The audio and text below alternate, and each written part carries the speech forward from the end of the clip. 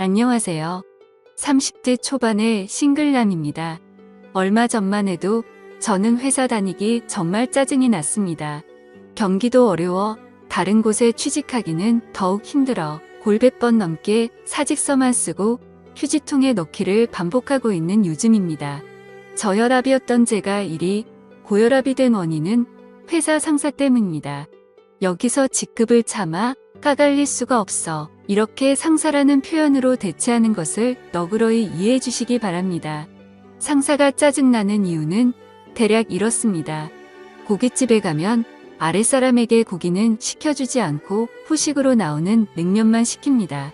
물냉면이든 비빔냉면이든 그건 개인의 자유입니다. 가격만 6,000원을 넘기지 않으면 됩니다. 상사에겐 그게 가장 중요합니다.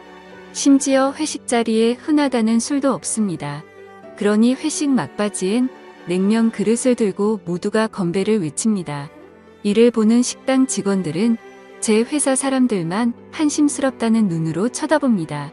그래서 저는 회식할 때마다 그런 회식 자리와 상사가 쪽팔립니다. 그래서 회식에 참여하기도 싫습니다. 상사는 워낙 짠돌이라 10만 원이 넘어가게끔 회식 비용을 사용하지 않습니다. 그렇게 근검절약해서 사용하고 남은 금액은 자신의 개인 비용으로 사용을 하죠. 그 개인 비용이 어디냐면 자신이 바람피우며 현재 만나고 있는 내연녀입니다. 내연녀와 마트에서 장보기 내연녀의 생활비 내연녀와의 데이트 비용으로 사용하는 것입니다. 또 늦은 새벽 문자를 보내 그날 있었던 일에 대한 트집을 잡습니다. 정작 어떠한 문제가 발생한 그 당시엔 많은 직원이 보는 그 앞이라 그런지 괜찮다며 다정하게 웃었던 양반이 아무도 없을 땐 헐크처럼 돌변합니다. 그러던 어느 날 상사에게서 전화가 걸려왔습니다. 그나마 제가 회사에 근무하는 직원 중 가장 고분고분하고 대답도 잘한다며 저를 자신의 집에 초대한 것입니다. 토요일 날 저녁이나 함께 하자면서요. 저는 그 자리에 나가기 싫었으나 상사가 오라는데 어떻게 합니까? 애써 웃는 얼굴로 알겠다며 뛰어갔죠. 제 동료들은 이런 저를 보며 박쥐 같은 놈이라 험담했으나 어쩔 수 없었습니다. 식구들은 저만 바라보고 있고 경기는 어려워 다른 곳에 취직할 수가 없으니 더러워도 참고 견뎌야죠. 저도 다른 곳에 취직했다면 상사 얼굴에 물을 끼얹으며 야 그렇게 살지 마라 라고 욕을 바가지로 퍼부었을 겁니다. 그러나 현실은 그게 아니니 노예처럼 고분고분해야지 어쩌겠습니까? 그게 직장인의 현실입니다. 상사가 살고 있다는 집에 가니 정말 화려하고 좋더군요. 상사의 사모님께서도 저를 밝게 웃는 얼굴로 환영해 주셨습니다. 오늘 처음 보는데 그 미모가 장난이 아니더군요. 감탄사가 절로 나왔습니다. 상사와 상사의 사모님은 잡채와 불고기 갖가지 반찬이 잔뜩 깔린 넓은 대리석 식탁으로 저를 안내하며 마음껏 먹으라고 했습니다. 저는 상사에게 물었지요. 오늘이 무슨 날이냐고 말입니다. 그러자 상사가 대답하려는 것을 상사 사모님이 중간에 가로막으며 이렇게 말하는 겁니다. 자기 남편이 회사에서 가장 신뢰하는 사람을 이번 주말 집으로 초대해 함께 식사라도 하자고 했던 겁니다. 오늘이 상사님 생일이었거든요. 저는 이렇게 내조를 잘해주는 사모님이 있어 상사가 내심 부러웠습니다. 그런데 상사와 상사 사모님이 둘러앉아 식사하는데 상사님의 스마트폰이 자꾸 울리는 겁니다. 상사는 식은 땀만 흘리고 있었죠. 순간 저는 직감했습니다. 상사가 만나고 있는 내연녀의 전화구나 라고요. 상사는 한두 번 울리고 말 것이라던 자신의 스마트폰이 계속 울리자 연락을 받지 않았습니다. 받기가 난처했겠지요. 그런데 사모님이 이를 수상하게 여겨 전화를 걸어보라고 하자 상사는 매우 난감해 하더군요. 저는 그 틈을 이용해 잽싸게 사모님께 말했습니다. 지금 전화하신 분은 본부장님이시고 아마도 며칠 전 있었던 타 업체와의 계약 문제로 부장님을 찾는 것이라고 말했습니다. 미워도 제 상사이니 편을 들어줘야지 어쩌겠습니까? 사모님은 제 말을 신뢰하며 자신의 남편을 회사로 보냈습니다. 상사가 이곳을 급히 나서며 사모님 모르게 제게 윙크하네요. 처음으로 상사에게 칭찬이란 걸 받았습니다. 사모님껜 죄스러웠지만요. 그렇게 상사가 떠나고 상사의 집엔 상사의 사모님과 저 이렇게 둘만 남아 있었습니다. 그렇게 우리는 여러 이야기를 나누며 식사를 마쳤고 저는 남의 집에 오래 머문다면 실례라고 생각했기에 그만 일어서려고 했습니다. 그러자 사모님이 제게 할 말이 있다면서 저를 다짜고짜 거실 소파에 앉히는 겁니다. 잠시 후 사모님이 다과상을 차려왔고 저는 사모님과 진지한 이야기를 나누었습니다. 사모님은 자신의 남편이 바람을 피우고 있다는 것을 이미 알고 계셨습니다. 둔한 상사만 이를 몰랐던 것이었죠. 사모님께서는 남편이 가장 신뢰가 많은 회사 아랫사람 중 한 명을 이곳으로 부른 이유는 남편의 바람 유무를 직접 물어보고 남편의 내연녀에게 전화가 오는 것을 알면서도 간을 본 이유도 이 때문이고요. 사모님의 머리가 비상하다는 것은 이때 알았습니다. 남편이 나쁜 놈이라는 것은 알고 있었으나 그런 사람이 신뢰하는 사람이라면 거짓말은 하지 않을 거라 확신해서랍니다. 그러니 저를 보며 이렇게 추궁했습니다. 지금 전부 다 알고 있습니다. 남편이 내연녀에게 전화가 오는 것을 지금 제 남편이 만나러 가는 사람은 회사 본부장이 아니고 그의 내연녀 맞죠? 라고 말입니다. 알고 있었지만 확실하게 알고 싶었나 봅니다. 저는 잠시 고민하다 사모님 얼굴을 보며 고개만 끄덕였습니다. 사모님은 제 손을 붙잡고선 거짓말하지 않고 솔직하게 얘기해줘서 고맙다고 하더군요. 그런데 사모님이 손을 붙잡는데 저도 모르게 갑자기 이상한 기분이 들더라고요. 예상 밖의 일이었습니다. 저는 잽싸게 사모님 손을 빼내고선 이러지 말라고 했습니다. 사모님은 의아스러운 표정으로 얼굴이 붉어진 채 어쩌지 못하는 저만 보더니 그때서야 이유를 알았는지 민망해하셨습니다. 그렇게 서먹했을 때 상사에게서 문자가 왔습니다. 지금 나왔지? 전화할 수 있나? 라고 말입니다. 이를 보던 사모님은 이미 밖에 나왔고 집안에 사모님 혼자 계실 거라며 저는 집으로 가는 중이라고 둘러대라고 하셨습니다.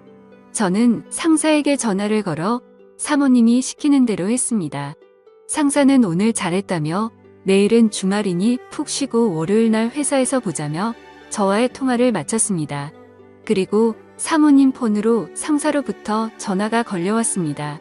사모님에게 전화를 건 상사는 회사에 급한 일이 있어 오늘은 못 들어올 것 같다고 했죠.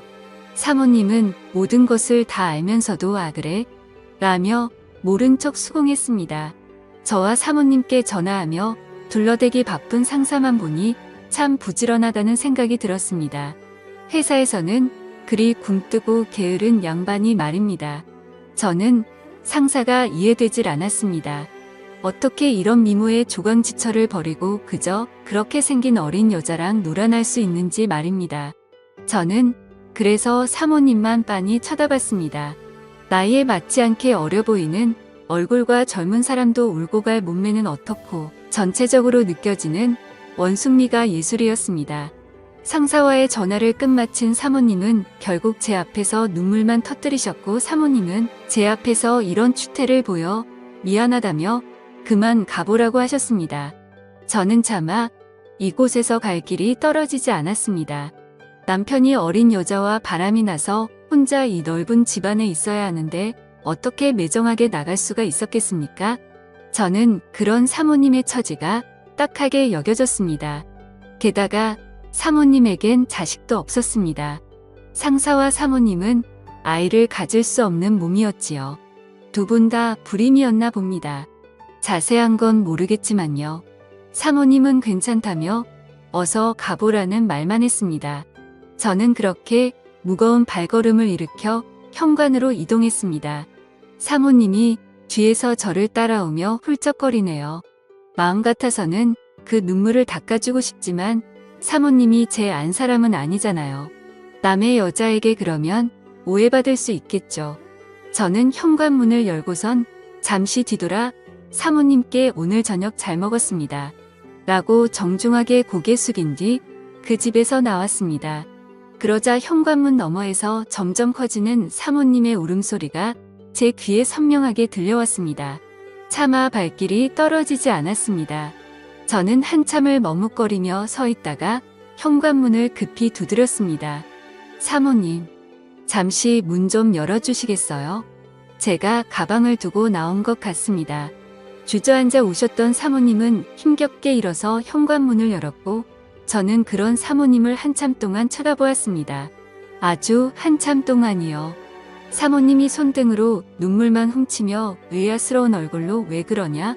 묻는데 저는 그런 사모님에게 제 마음 가는 대로 행동하고야 말았죠.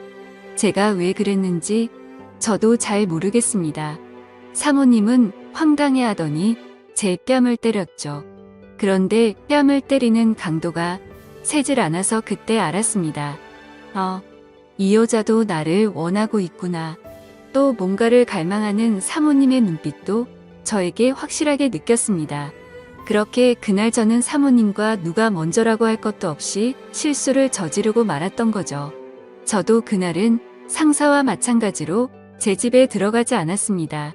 다음 날 상사가 자신의 사무실로 저를 불렀습니다.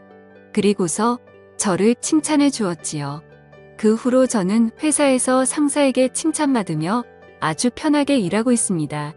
그리고 상사가 집을 비울 때마다 사모님과 연인이 된 것처럼 즐거운 시간을 함께 보내며 사랑을 키워나가고 있네요. 알고 있습니다. 이러면 안 된다는 사실을 말입니다. 그래서 친구들에게 이를 하소연했습니다. 그런데 친구들 반응이 예의입니다. 남자라서 그런가 적잖게 공감하더군요. 걸리면 불륜이고 잘 넘어가면 사랑이라면서요. 저는 친구들 앞에서 마구 화를 쏟아내며 이런 나를 뜯어 말려야 하는 거 아니냐고 따졌습니다. 친구들은 저를 이상하게 쳐다보며 그게 뭐가 나쁘냐고 말하네요. 저는 어처구니 없는 얼굴로 친구들과 함께했던 그 술집에서 나오는데 때마침 사모님께서 급히 할 말이 있다며 전화를 하셨습니다. 저는 상사가 집에 있기에 사모님과 따로 밖에서 잠시 만났습니다. 사모님이 제게 이렇게 말하네요. 저의 아이를 가졌다고요. 저는 이 일로 고민하며 요즘 회사 일이 손에 잡히지 않았으나 상사는 자신의 아내가 늦은 나이에 임신해 너무나 기쁘다고 자랑했습니다. 그래서인지 몰라도 상사가 요즘 저를 비롯해서 회사 사람들에게 잘 대해줍니다. 회식할 때는 금액 상관 말고 고기든 술이든 얼마든지 시키라고 합니다. 아주 놀라운 발전이죠. 요즘 회사 내에서는 상사에 대한 평이 엄청납니다. 사람이 하루아침에 달라져도 엄청나게 좋은 쪽으로 달라졌다면서요. 그런데 저는 고민입니다. 이를 어떻게 알지요? 사모님은 이런 저를 보며 이 아이는 평생 자신과 자신, 남편의 아이로 키울 생각이랍니다.